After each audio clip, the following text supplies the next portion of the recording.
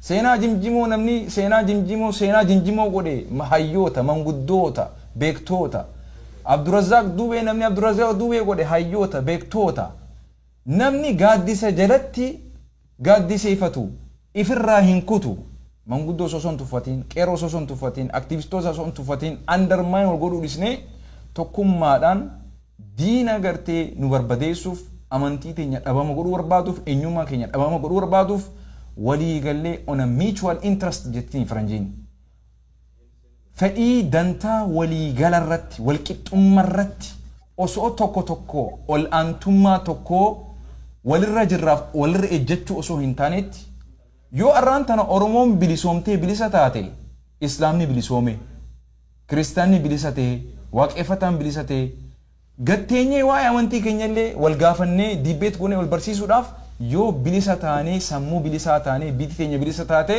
gaafaan Keeniyaa ture namni dirree irratti bahee waa'ee amantii isaa kaanis Islaamummaa barsiisa kaanis Kiristaanaa barsiisa abbaan fedhe hubatee ka Islaama ta'u achitti Islaama ta'a kan hubatee amantii kaanis dhaggeeffachuu achitti dhaggeeffata yoo namni tokko bilisa ta'e qofa waa'ee amantii isaatillee wal dura taa'ee hawa qoratee wallee barsiisuu danda'u. Mootummaan ajandaa nu baasu jira. Gara amantiitti wal nyaachisuu barbaada. Mootummaa Ameerikaa kana bira dhufee kijibsiisaa jira. Uummanni Oromoo wanni inni deemaa jiruuf keessattuu uummanni Muslimaa je'ee maqaan udhee keessattuu Jawaar Muhammad Muslima ta'uun isaa maqaan isaa Muslima ta'uu isaa Jawaar Muhammad akka namoomatti qabsaa'e akka human right'itti gaafiin inni dhiyeessaa ture gaafii namooma mirga dhala ilma namaa ture. Takka amantii tokkoof amantiin tokko dogoggora amantiin tokko sirriidha jee amantiidhaan gaachana if godhatee dahoo godhatee dubbataan turre. Kana fuudhanii mootummaa Ameerikaa jidduutti namni kun wanni inni qabsaa'aa tureef ani qabatamaan waan hin argeen qaba. Kanaafin dubbachaa jira. Meegaa Abdurrazzaq Dubee baga nagaan dhuftee yooyaa TV Kadiiroo Elamoo facaasaa kan irratti joosan san garteegaa irratti gumaacha godhuudhaaf gadhaabuudhaaf bu'uureessuudhaaf as jirra an haa dhufuun sin jaagaa assalaamu alaikum warahmatullahi wabarakatuh Abdurrazzaq Dubee وعليكم السلام ورحمة الله وبركاته يويا أنا دنا مكا نيكنيمي كديروتي يويا baga gara miidiyaatti ol guddifte baga garas jijjiirte jedha Kadiroon egaa yeroo dheeraadhaaf gaaffii keessattuu akkuma argitan miidiyaan Oromoo irratti ololu miidiyaan Oromoo irratti propagaandaa oofu miidiyaan waa'ee koozii Oromoo kana cilee dibuudhaaf warra naftanyootaatiin sponsor godhamee ammaan tanatti qilleensa irra jiru baay'een isaa waan lakkoofneef hin dhumiti YouTube chaanaalii dabalatee fuula Facebook irratti warra waraabban dabalatee dhugaa hin qabne Oromoo dhugaa qabu dhugaa harkaa balleessuudhaaf wanti irratti hin dalagamne hin jiru. Egaa nuti immoo akka Oromootti dhugaadhuma qabnullee qindeeffannee mijeessinee haala addunyaan nu dhageettuun himachuu irratti uummata akka illee ka shakkii hin qabne rakkoo mataa keenyaa dandeenye qabna. Tokkoffaa kara humnaatiin illee ta'uu danda'a, lammaffaa hirmaannaan illee ta'uu danda'a. Saba miiliyoona nama 40 haga 50 saba qabnu hin fakkaannu. Warri alagaa olola nurratti hojjetaa oolan kun, warri Oromoo maqaa balleessaa oolan kun, warra bicu comparing to Oromoo, warra minority jechuu dandeenya. Keessattuu warra siyaasa magaalaa adeemsifna jedhan, warra sirni nafxanyummaa kana leellisan muraasa ta'anii garuu kaappaasitii qaban guutuu isaatiin warra ofiiti advocate godhuu caalaa maqaa Oromoo balleessuu irratti xiyyeeffatanii hojjetan jechuudha. Yeroo akkanaa kanatti sagalee garaagaraa qabannee sagalee garaagaraa gadi baanee dhageessifannu malee waloon irratti deebifnee faccifnu malee saba Oromoo kana maqa xureessiin irra godhame kun rabbii fi dhugaaf biraa qabaaf malee sabni kun akka yaada isaaniitiif qaata kabadu dhugaadhuma sabni kun qabuu fi darara bara dheeraadhaaf irra godhamaa tureef malee akka isaan nurratti hojjetaniif akka isaan invest godhaniif kan nabseenuu jirruu miti kan lafa biyya sanaa kana keessatti daangaa qabatee akka saba jiraatuuti miti wanti nurratti hojjetame jechuudha. Kana jedhee gara Kadiirootti darbaa. Kadiiroon egaa erga miidiyaa kana irratti keessattuu karaa feesbuukiitiin gaappii informationii jiru gaappii olola Oromoo irratti oofamaa jiru kana meenistriim miidiyaa irraa dabalataan yaada adda addaa walitti fiduun xiinxaluun hayyoota Oromoo bakka adda addaatti fiduun walitti dhiyeessuun akka yaada irratti kennatan gochuun Oromoon akka propagaandaadhaan maqaballeessin adda addaa irratti hin deemsifamne gochuudhaaf wanti inni gochaa ture waan guddaadha. Bira dhaabbannee ol guddisuun Kadiiroo guddisuu Kadiiroo miidiyaa banuu hin ta'in nuti mataa keenya of gargaarudha. Yeroo hunda gargaarsa miidiyaadhaaf jedhamee yoo gaafatamu waan tokko irratti waliin garu gargaarsa hin ta'in dirqama kan gaafatamu Oromoon uf ijaaraa deemuun karaa hundaan ta'uu qaba. Karaa waldaalee siivikiitiin, karaa miidiyaatiin, karaa waldaaleen amantiitiin bakka hundaanuu wal ijaaree waliin socho'u malee kophaa fiinnee diina nutti faccisaa jiru kana diina Maqalee irraa xumurree irraa duulli ittaanu Oromummaa irratti jedhee ammumaayyuu dhaaddachaa jiru kana Maqalee ga'uu isaanii caalaa Maqalee geenne jechuu isaanii caalaa yoo Oromummaa machee nu mijammaroo jechuu eegalanii jiran.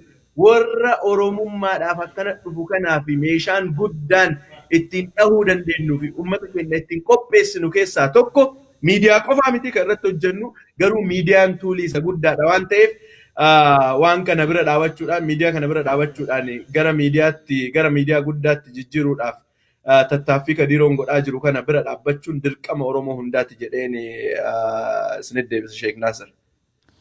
Egaa battalumaan daawwattoota hordoftoota miidiyaa Yooyyaa kan taatan bakka jirtanii salaamtaan teenya miidiyaa Yooyyaa irraa buqqaate isin haadha qabdu jechaadha. Idduudhaan immoo kashaappii asirratti gartan gattuqaadha. Kiisha keessaniis if qaqqabachaadha. Ni beektan gaa keessattuu namni Ameerikaa jirtan Starbucksii kana yoonii fi waan isin dhuydan torbaanitti osoo lakkoofitanii qarshii 20 ol ni ta'a jeetii yaada torbaanitti.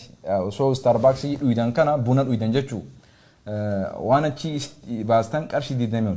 Namni kuni akka danda'utti, akka beekutti, akka hubannaasaatti, akka bilchiinsasaatti waan rabbi isa beeksiseen hawaasa ofiitirraa osoo hin qusanne qabeenya isaatiin waan qabu kannee namni kun wallahi yeroo garii kun ijji faan osoo dhukkubduu faadha ni yaadadha guyyaan haakimaan dhaqa. Wama haakima dhaqeennaan ija tana haakimni na laaluu qaba na wal'aanuu qaba jee maalirraa kan ka'e oduu funaanuudhaan oduu qulqulluu uummata Oromoo bira dhaqqabsiisuudhaaf. Information is power akkuma isin jennetti Nelson Mandelaan inni gaa knowledge is power jaa nuti immoo information is the most powerful weapon isin jenna.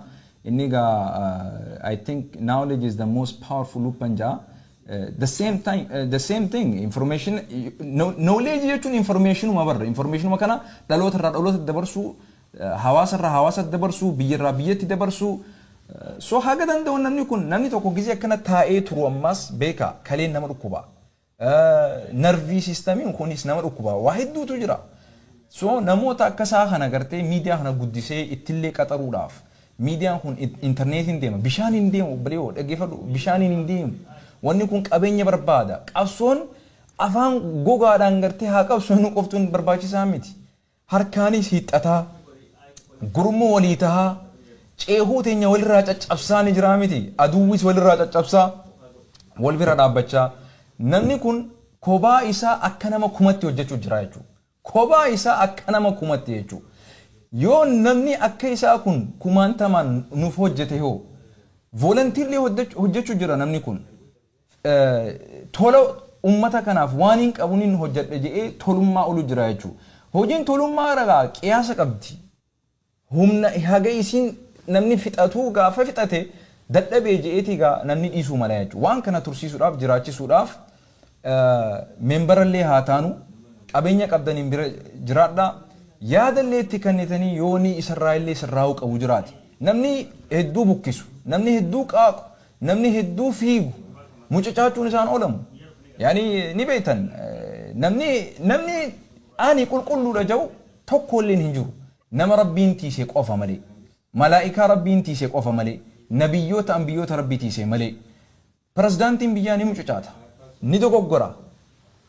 مال جنبيتا ليس العيب أن نخطأ ولكن العيب استمرار الخطأ سالفي دجون أني دجون يرو دراتي في دوغورو دا متيجان دوغورة تكو دوغورة هو إيغا هو بتيبود إيغا بيتيبود ديميتي دوغورة سنو جتشوتو سالفي دا إبنا إكينيا جامعيشو خنافو ميغا لاغاس نونغوغسينا بشان كنو درو تقررت فتنة أسو إيينو وان دندي سنين يويا تي في كنا اتدرمت دا كنونسا ميديا دارا ميديا دان چفسن لگه فدا دارا ميديا دان أمت أورمو رتي ديما جرو ميديا دان چفسن جچو بيرا دابدا ميديا كمانتا من بربانا سينا جمجيمو مال جتا هوانسا كي كان سجارة تو كان ناتو هاي شيخ ناصر قالتهم I guess ذاك كميت بيكو دندي نما أنا في شيخ ناصر أسرتيني ساتو كوفاسوف نيجرا we would like to know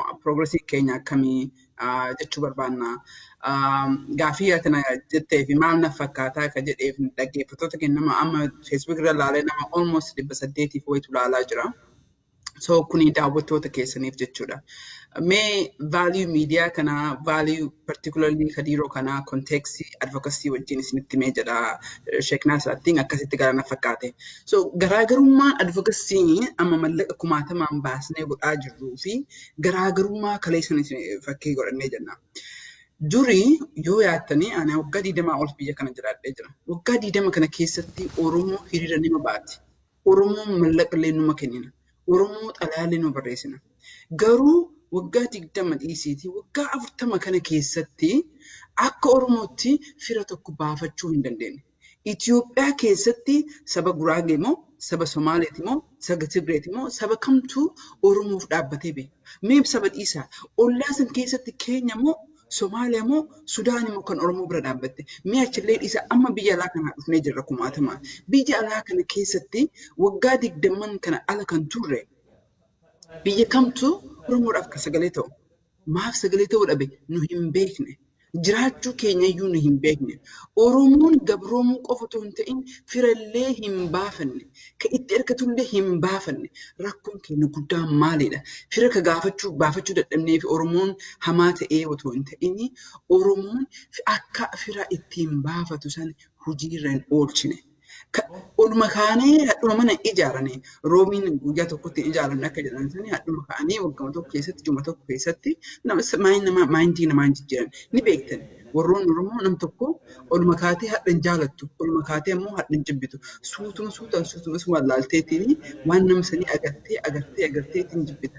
Bu'iinsa mootummoon adda addaa miidhaa uummata adda addaa irratti godhu uummata gurraacha fudhannee biyyaan jiru kana keessatti we saw reality agar history dubbisnee agarree systematically akkamitti gaggaban information kun ammoo beekumsa nu ta'ee jedhe. So koongiressii wanti nu godhaa jirru tokkoon akka poolisiin jijjiiramu tokkoon Oromoon eenyu gaaffiin jala maal akka jedhu tokkoon haa ta'e waggaa 150 ka Oromoo seexaanatti fokkisanii himan amma ammoo deebisanii Oromoo raadikaal musliima ka godhani.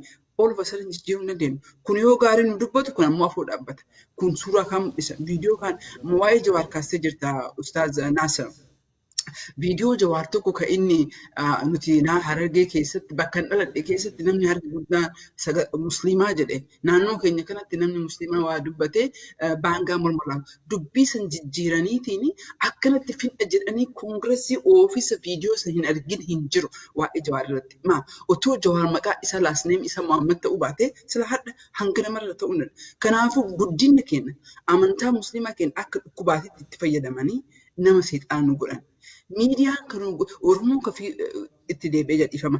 Oromoon kafira baafachuu dadhabee because bakka dubbannu san seeraan hin dubbanne akkaataa itti dubbannu san seeraan hin dubbanne garii hin beeknu garii ammoo kuniyyuu abanuun akka jiraatu hin beeknu. Waraanni lamatti jira duratti akka dubbadhe tokko ka qaamaan lollu tokko ka propagaandaati. Ka propagaandaa hin jifatamnee turre amma ka propagaandaa yeroo jalqabaati fi biyya san keessatti Oromoon himatamaan jiru. Biyya san balaa san keessatti hangan dhaladhee guddadhe hangan dubbisatti fillee yeroo marra balaan jisnii Oromoodha. Yeroo jalqabaatiif Oromoomti kan ta'e jedhe. Yeroo jalqabaatiif yoo malaaltanii Oromoo haa dubbatu iyyuu haa dhabaniif malee namni amma Oromootti quba qabaa jiru hin jiru. Maaliif gocha isin godhaa jirtan? Kanarratti kakkadiiroo ittiin bakki itti walitti hidhatu maal isinitti fakkaate? otoo mallaqa keenya baasnee asseenee dubbachuu baanne information amma qabnu qabaanne. Warroota nama magaalaa keenya beekan gubanii Oromoo Musliimatu gube jedhanii kanneen himannaatti banne kan silaa bansiisuu hin dandeenyu. Mallaqaan goone. Akkasuma Kadiiroon illee miidiyaa amma dhaggeeffattan kan irratti dhagahaa jirtan. Koostaas Sheeknaas irraa dubbataa jiru. Kazaakii amma irra jiru. Kamtuun amma irraa haasaa jiru kun otoo chaanaaleen kun jiraachuu baate otoo Kadiiroon investigation properly godhee yaada isaa riippoortii dubbisuu qofaa miti. Miidiyaa hedduurraa oduun ni gabaasama. Garuu oduu sana immoo analyze gochuun beekumsa hedduu nama gaafata. Nama hedduu nama gaafata. Halkanii guyyaa taa'ee hirriba dhabeetiin asirii isinii kennaa jira. Warroon haadhati jedhee jira. Kanarraa waggaa tokko waggaa meeqaaf haammattanii jirtan itti kafaltanii beeknan. Garuu mallaqaan arwanni ta'u hin jiru ni beektan. Kanaafiyyuu dhageeffatu qofa otoo hin ta'in amma paas godhaa een dhagahaa jiraatan nama 800 olii kan dhageeffataa jirtan. Paas godhaa ammee dhaqaatiin qarqaara. Isin Kadiiroo irraa barattanii miidiyaan Kadiiroo kun namni isinitti amanta isinii dhiyeessee yaada kafeetan qofa otoo hin ta'in riyaalitii godhee because Kadiiroon yooma mootummaa Abiyyi kan qeequ qofa. Dubbii hamtuu kijiba ka isoo taate qeeqamuu qaba. Anillee akkasuma sigalee yoo ani dubbii kijibaa deemaa ni jiraadhe taate openly dubbatamuu qaba. Akka durii kanamarra beeku falfala ka'een nu beeku jiru. Qabsoo Oromoo wanni guddaan irraa xaaraa jirruu fi kan qabsaa'uu fi kan dura deemu as fiduu barbaada. Al tokko sigalee jiruu babbareedaa jiraateetiin tokko ilmaan hiyyeessaa bosona keessatti du'uu hin qabdu.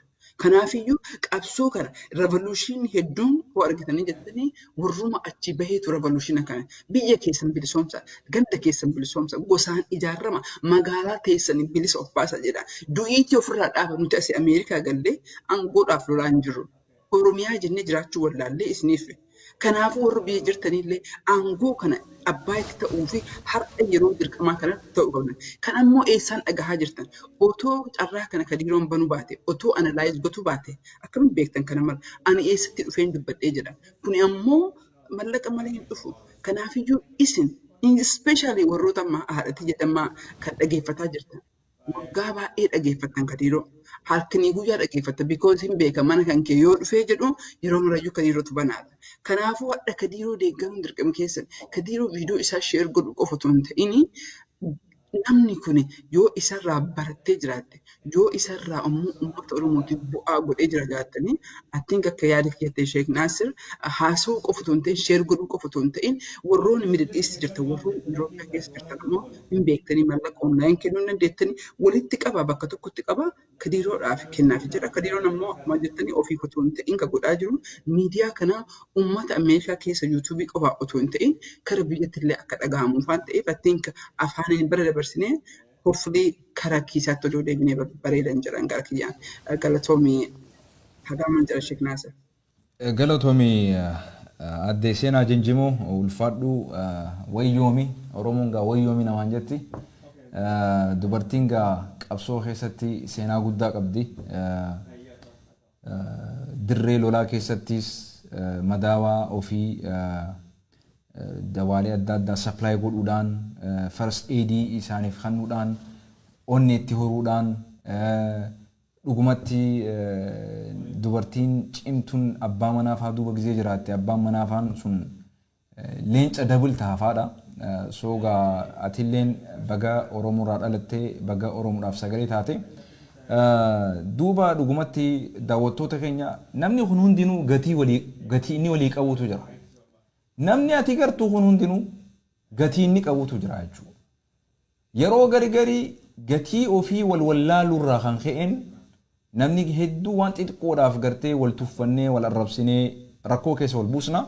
Gaafa namni sun immoo gatii arraan tana ummata kana buusaa jiru san gaafa dhaabe gaafas gatii nama sanii waan inni ta'e hubannaa jechuudha. Waan tokko haga dhabdutti hin beetu. Hagam takka amma Jawaar dhabuun dirree siyaasaa Oromoo keessaa inni dhabamuun kun hagam takka bu'aa nuu qabaa fi miidhaa nutti fide isinummaan miizaana godha. Hagam takka siigalee namni kun hagam takka bu'aa qabaachaa ture.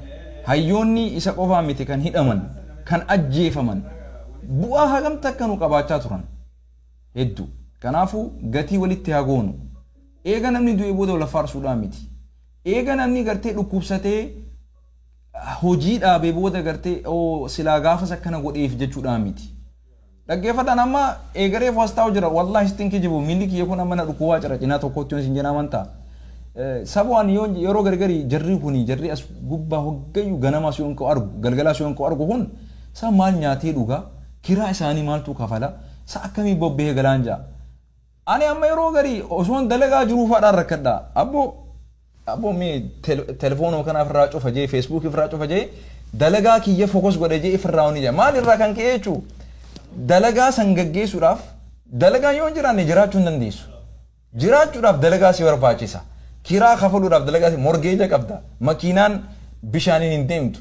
Manninis AC fi hitara qaba bishaaniin hin hojjetu. Qabeenya irratti hundaa'an hin dinu. Namni kun saniis kiraa jireenya isaatiif jijjiiraa namni isin gartan kun hundinuu jechuudha. Akkasii jiraachaa jira. Qabsoon tuni paartaayimiidhaan hin taatu. Qabsoon tun wal faana diriirree dhaabbannee ati waan dandeessuun hojjedhu ani waan hin danda'uun si biraan jira.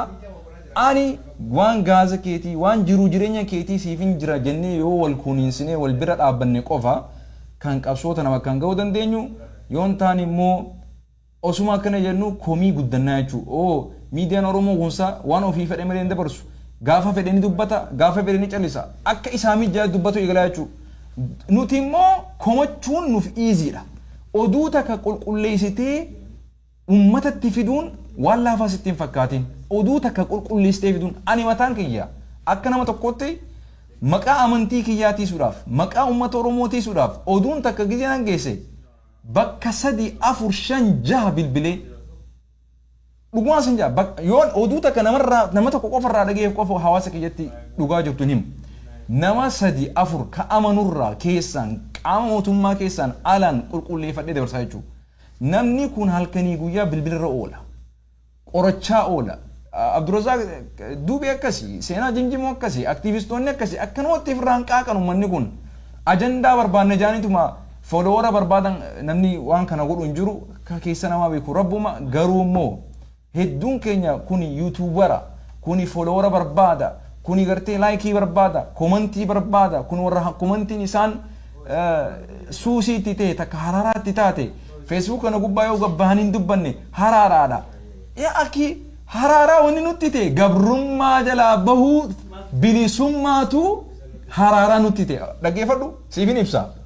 Bilisummaatu haraaraa nutti ta'e obboleessoo gabrummaadha dadhabne gabrummaatu nu raffisaan jirre gabrummaatu nu teessisaan jirre gabrummaatu nu iyyisiisa iyya akkanumatti qaaqa faayidaan qabni miti iyyaa jiru jarri kun.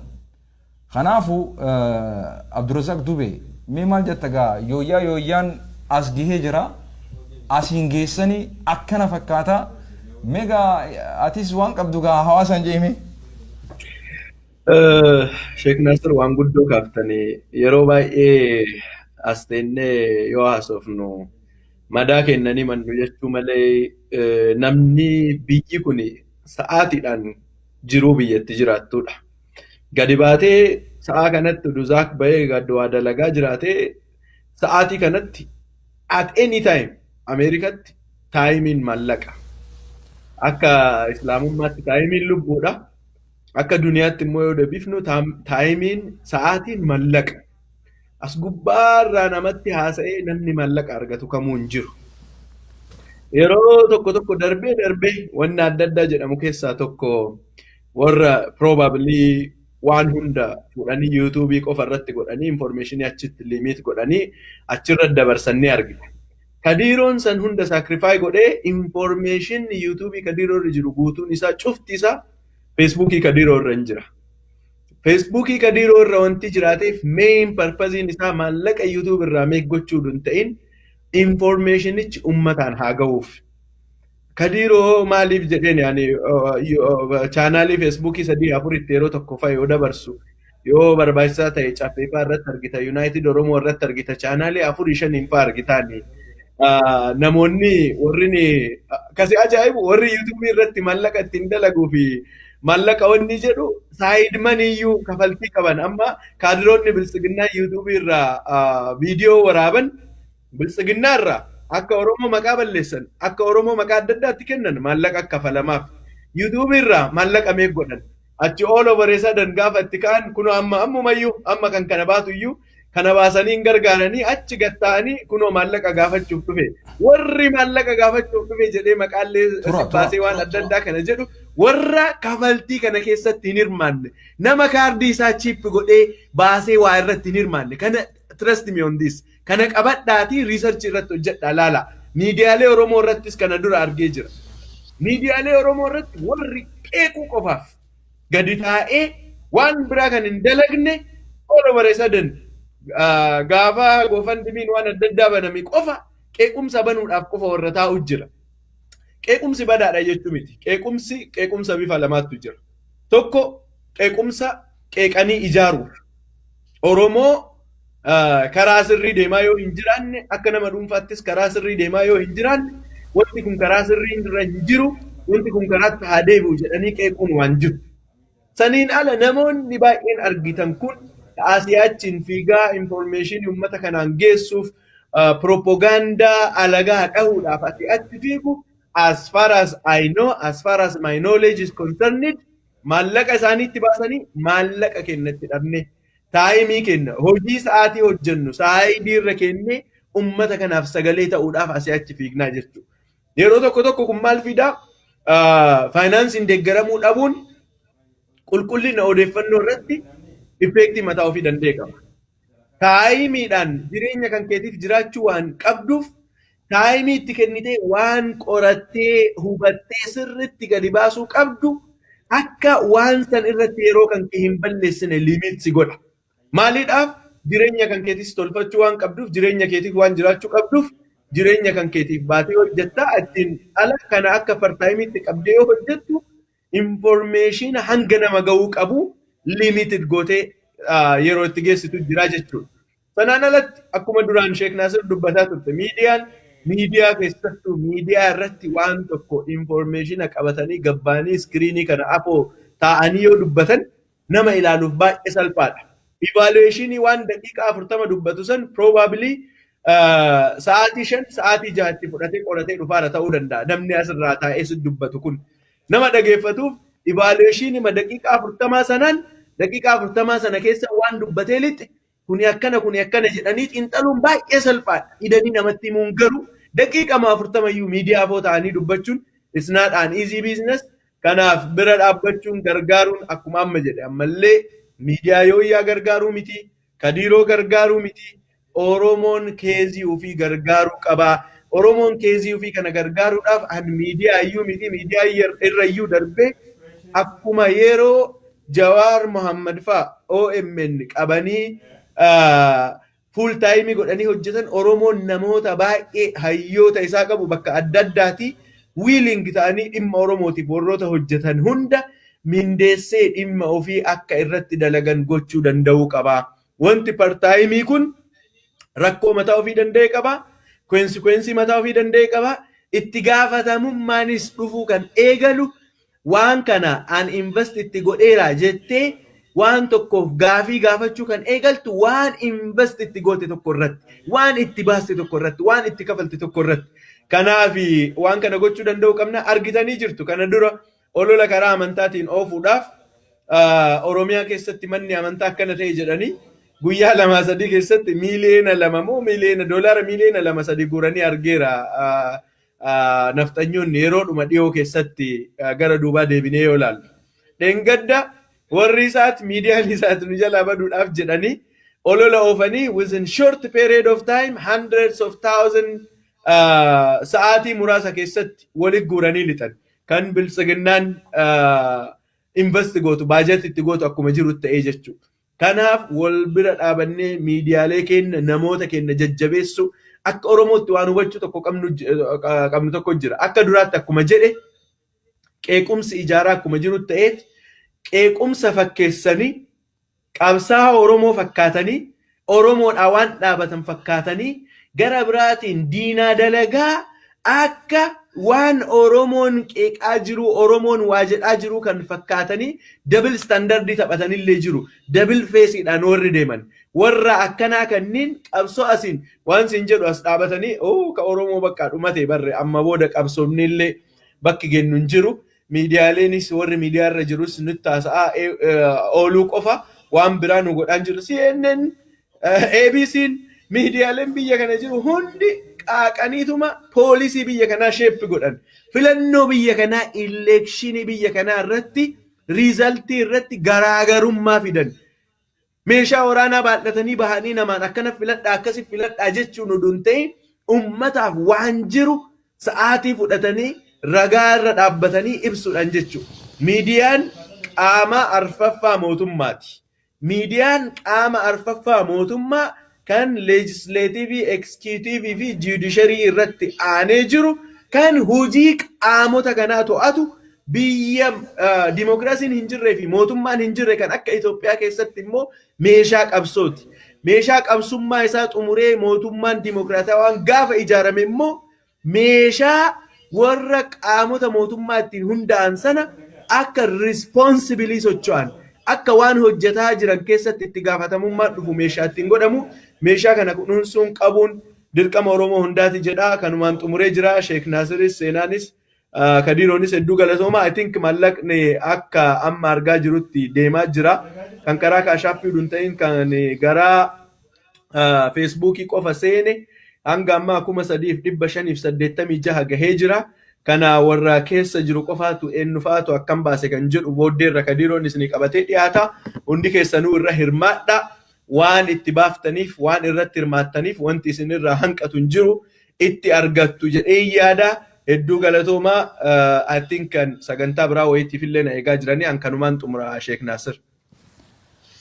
Galatoomi Abdurazzaq Dube takka immoo Zaakiin maqaa feesbuukiitiin jechuu takka maqaa agartee daayispooraa jechuu. Ulfaadhu qabxiilee ciccimtuu dubbattee dhugumatti ani waan takka waan jiruutu qaba. Osoo hatta yuutuubaraa ta'an ummanni kun yuutuubaraa haa ta'ani feesbuuk irratti gartee sababaa fooloora harkatuudhaan qabeenya argatan haa jennu. Jarri kun maquma keetiinuu sababaa kiyyaan osoo damooza argataniituma laayikii fi sheerii fi sabskiraayib an godhu saniif oduu qulqulluu ta nama gartee walitti hin buusne ta ummata waan inni beekuu qabu fidanii yoo nutti himan maal qaba obboleessa keeti ka nyaachaa jiru kun obboleessa keeti ka itti fayyadame kun ka uffate kun obboleessa keeti lammii keeti saba keeti maal qaba haganaa walii qudhu maaliif dadhaba namni alagaaf maaliif qudhina keenyaaf maaliif qudhuu dadhabna hundaafuu osoo qudhine maal qaba barabuu wanni nuti bar akkana dhiphisnee lallutun bar balloo bar nuti hundaa ogeessii bar miidiyaan kun amma osoo nama hundaa irratti afeera jette nama hunda gaabar. Kanaafuu qabeenya rabbii sii kanne waan dandeessuun arraan tana isa gargaaruun of gargaaru. Miidiyaa Oromoon qabu gargaaruun of gargaaru. Arraan tana miidiyaan Oromoo yoo arrafame yoo xiqqeeffame atiitu xiqqeeffame. Qabsaa Oromoo tokko arrabsuun of arrabsuu jirta. Nama ummata kanaa sagalee ta'e lal ilma namarraa arraba namaa ta'etu jira. Afaan jechuu ilma namarraa nama onnee hawaasaa ta'etu jira. Ilma namarraa nama lafee duuda hawaasaa ta'etu jira. Ilma namarraa nama harka mirga hawaasaa ta'etu jira jechuu. Ilma namarraa nama sammuu mataa hawaasaa ta'etu jira jechuu. Kanaafuu namuu karaa danda'uun hagartee ummata kanaaf afaan ta'uu danda'e haa jabaatu jannee hamilee walii godhuun waan dandeenyu wal bira dhaabbachuun wanni kun deebinee bu'aan isaa nutiif akka ta'e beeka. Yoo nuti hamilee wal goonee wal jabeessine diinni illee nu sodaata. Bira jirraa jiraachuu keessan garsiisuudhaaf horii qabdaniin sossaa du'aa idan bira dhaabbadhaa. Nama tokko Oromoo irraa dhagaa darbu, Oromoo irraa miidhaa darbu, rakkoo darbu, Oromoo irraa rakkoo fuudhuudhaaf waan danda'uun yaalii godhu dhagaatti hin darbatina. Wanni lubbuu xiyyaaf isiniif illee dhamu. Nama hawaasa kana dukkanarraa ifnanatti hin baasa. Gabrummarraa bilisummatti hin baasa. Rahmata rabbiitiin waan hin danda'uun ogummaa rabbinaa kanneen ogummaa kaameraatiin, ogummaa sagaleetiin, ogummaa fayyaatiin, ogummaa beekumsa adda addaa rabbinaa kanneen ummata kana bira dhaabbadhaa jee namni sun lubbuu isaa daran siif bu'aa qaba. Namni qabeenya ofii hin darbu, namni qabeenya ofii hin arrabsu, ni gorfata, ni yaadachiifata, ni gargaara, irree waliitaa wal bira dhaabbata, rakkoo xixiqqoo dantaa yoo dhiisne, dantaa hawaasaa yoo yaanne waa guddaa godhuu dandeenya. Seenaa jimjimuu atilleen dadhabdina fakkaata yeroo dheeraaf asirra turaa jirta. Yooyyaan gaa Kadiroon gara mana duubaa dhaqeetii gaa waan danda'u hawaasa irraa coraa jira. Narratti dhiisee deeme Abdurrazaaq Duubeetis bahee meegaa akkam taana mee hawaasan akkam jetta seenaa jimjimoo sagaleen ta'e cufamtee jirti. Hin dhageessaa? Amma isiniin dhagaa. Ayyee. Zaakillee hin jira argaanii anillee hin jira. I guess Zaaki waan as keessa jirtuuf duratti mallaqni guuramee jettee mee waan kana dubbachaa jirra. Garamiin mallaqa kana kennuu danda'a namni si galee amma telefoona asirra jiru kana 651 335 duwwaa 815 bilbileetiin kaardii kennuu danda'a moo onlaayinii deemeetiin onlaayiniidhaan achirratti kafaluu qaba kara nama secure ta'u yookiin ammoo mallaqa walitti baasanii maatiin tokko namaa erguu danda'an maaltu jira karamiin namni qarqaaruu danda'a because akkuma Sheek Naasir jedhee Oromoo taane especially bara kana keessa bara 2020 kana keessa anallee qabatee namni shooyii kanarraa waa hin barre hin jiru. Buna iyyuu yoo dhandhee binnu mallaqa baase kafallee jenna. Buna amma dhunnee garaa keessaa nu badu. Makiinaa hodhaamnu paarkingii mitiriitti kafaluu qabda. TV Ameerikaa kan amma free laallu kana because advertisement mallaqa argataa jiran. That's how they get paid. That's why qilleensarra ka oolu sanii sadiif qilleensarra turaa jira. Hin beekna biyya kana keessa jirra kadhaa miti kuni. Sagaleen kun yoo jaalattee asirraa barumsa argatte kadhaa miti Kadiiraaf godhaan jirtu. Kadiiroon yoo qarqaarsa kana shoo kana qilleensarra dhaabuu hin dandeenye taate homaa gochuu hin danda'u. Gaafa amma Kadiiroon bade amma addammaatti hin beekte. Kadiiroon turee jennaan Kadiiroon maal ta'ee nurraa bade jedhan. Kadiiroon maal ta'ee bade. Akka Kadiiroon hin banne yoo ka barbaannu taatu sagalee asirraa barumsa nu ta'ee jira. Sagalee uummata Oromoof ta'ee jira. Analasii gaarii godhee jira. Shooyin kun bal'atuu qaba. Qilleensa oolurra qaba. Amma akkaadhaa kana duri kanaanii miti karaa biraatiin seenaa turree sanii fi Kadiiroo as seenuu dadhabee jedhee kun nama sadii qofa fayyamee jedha. Kanarraa yoo illee kanarra waa baranne waa irraa argannee jirra. Sagalee uummata keenyaaf ta'e yoo ka jennu taate ani maal godhee of gaafachuu qabna. Akka namni tokko advokasii irra dalagaa jiru mallaqa uummata keenya irraa ka fuudhee jiru tokkotti naaf gala. Namni keenya gamga dhiigallee mallaqallee kennee jira qabsoo kana keessatti. Jijjiirraallee agarsiisee jirra. Yeroo ammaa kana keessatti miidiyaan meeshaa waraanaa ammayyaati. Akkuma Mati Zaaki jettee miidiyaa jechuun isa the fourth branch mootummaa keessaa afraffaan branch miidiyaati. Dimokiraasii kan fidu, dimokiraasiin kan tursiisu miidiyaadha. Miidiyaan ijaa fi gurra uummataa qofa ta'anii mootummaan tokkoyyuu kasi dhagahu, kasi kabaju, boo'icha kan kee katti beeku dirree waraanaati. Dirree sagaleetii kanaafiyyuu kana hunda isinitti himee jira. Think Sheek Naasirillee akka gaarii ibsee jira, anis yaalee jira, Zaakis dubbatee jira. Garuu lakkoofsa kana bilbilaa 651 335 duwwaa 815 yoo miidiyaa kanarra bu'aa argattanii jiraattan kana keessatti kootaati gahee keessan taphadhaa jedha. Miitiin taane Sheek Naasir si dhaga'u, hundi martuu akkuma si dhaga'u. It's okay. Anyway, I think Kadiroon karamiin namni doneet godha. Lakkoofsa kana I hope namni martuu bilbilaa jirtanii dammaa atillee bilbilaa jirtaa kadoo so everybody warri dhageeffatanii karaa nama baay'een as keessa jirraa hundi keessaniyyuu gahee keessan taphachuu qabdan jedhee maatiin maan kiyyayyuu magaalaa kana keessa nama 50 jira. So kanaafiyyuu hundi keessaniyyuu Kadiiroo waan akka malee daawwattanii waa isin beekuu fi afaaniin shoo isaa jaallannee Kadiiroon baay'ee nuuf godhee otoo hin ta'in Kadiiroo irraa barumsa yoo argatte har'a maal goote. Anaaf Ustaaz Naasiris kaas jirru anillee amma deemuu gahee jira. Jaalannee kokkeen nu dhukkubdee isaa lama haasa'aa hin jiru. Wanti haasa'aa jirruu fi bu'aa irraa argataa jirra. Shooyii Kadiiroo kanarraa barumsa argataa jirra.